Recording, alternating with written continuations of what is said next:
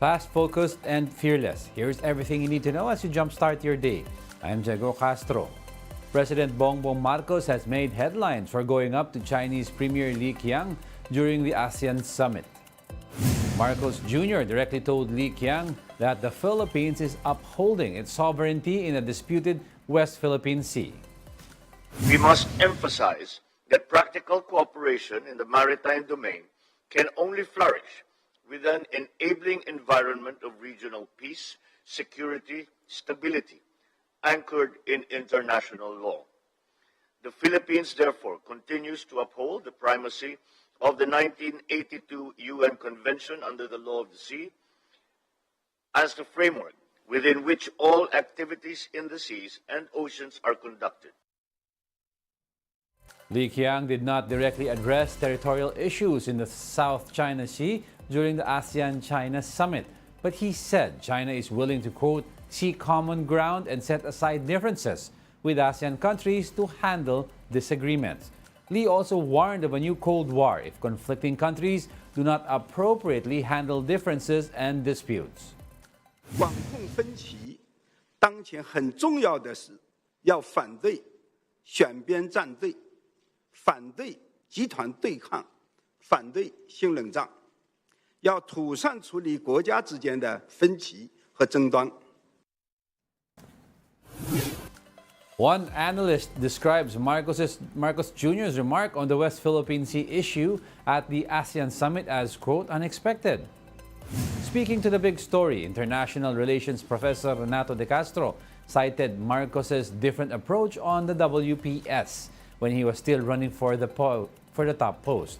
But he commended the chief executive's recent pronouncements, saying it was good.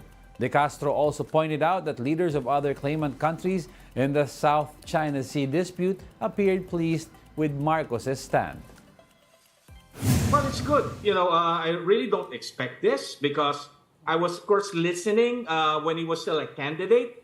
Around February 2022, he was still very much skeptical about the wisdom of filing the case against China in the Permanent Court of Arbitration. Now, of course, it's a totally different approach. And, of course, again, no one is to be blamed but China for his, very strong stance. Malacanang has announced new appointees for some government agencies. Migrant workers' former Undersecretary Hans Leo Kakdak has been designated as the agency's officer in charge. This comes following the death of the MW Secretary Susan Ople last month. Meanwhile, Jennifer Pia Las has been appointed as chairperson of the DSWD National Commission on Indigenous Peoples.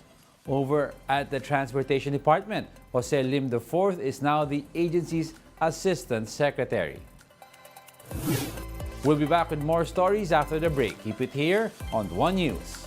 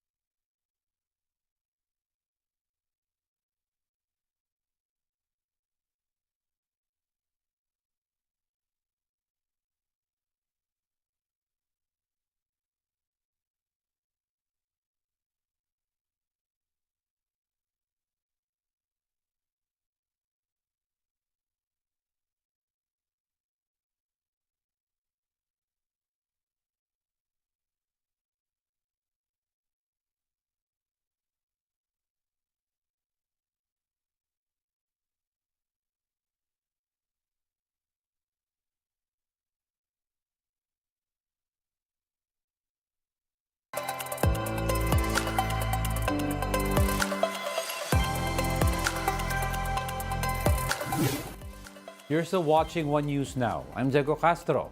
The PNP has sought the assistance of the Interpol in the manhunt for expelled Congressman Arnie Teves.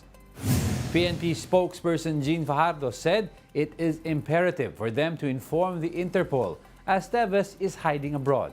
The PNP also has tracker teams from local law enforcement units for Teves's co-accused suspects.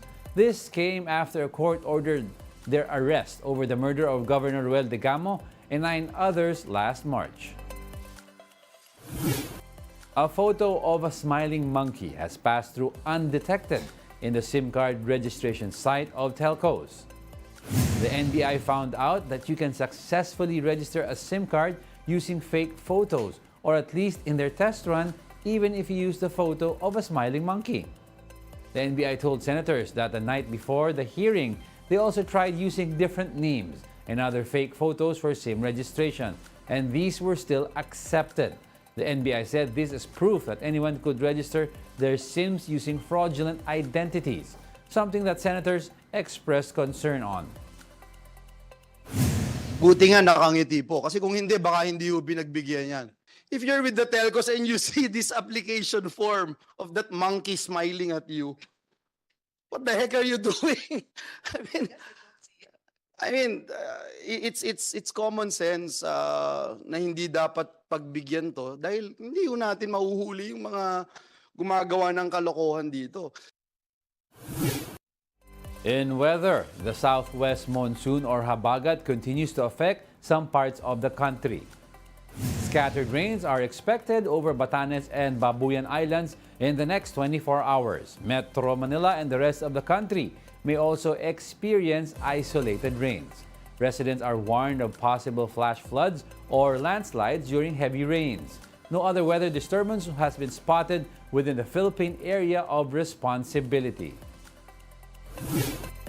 And that's it for this hour. Join us again at 9 a.m. as we continue to monitor the day's biggest stories.